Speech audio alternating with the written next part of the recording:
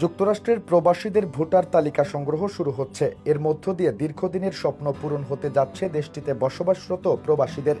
এমনই এক সুখবর দিয়েছে বাংলাদেশ সরকার। জাতীয় পরিচয় নিবন্ধন অনুবিভাগের মহাপরিচালক এএসএম হুমায়ুন কবির বলেছেন, নতুন করে 5টি দেশে ভোটার তালিকা সংগ্রহের জন্য অনুমতি পাওয়া গেছে। এগুলো নিয়ে পর্যায়ক্রমে কাজ শুরু করেছে কমিশন। 9টি দেশের 17,367 জন প্রবাসী এরই মধ্যে ভোটার তালিকায় যুক্ত হয়েছেন। মঙ্গলবার দুপুরে রাজধানীর আগারগাঁও নির্বাচন কমিশন ভবনে ব্রিফিংয়ে সাংবাদিকদের এ কথা বলেন তিনি বলেন, জাপানে 15 তারিখে ভোটার তালিকা সংগ্রহ চালু হওয়ার কথা ছিল, তবে টেকনিক্যাল সমস্যার জন্য সময় লাগছে।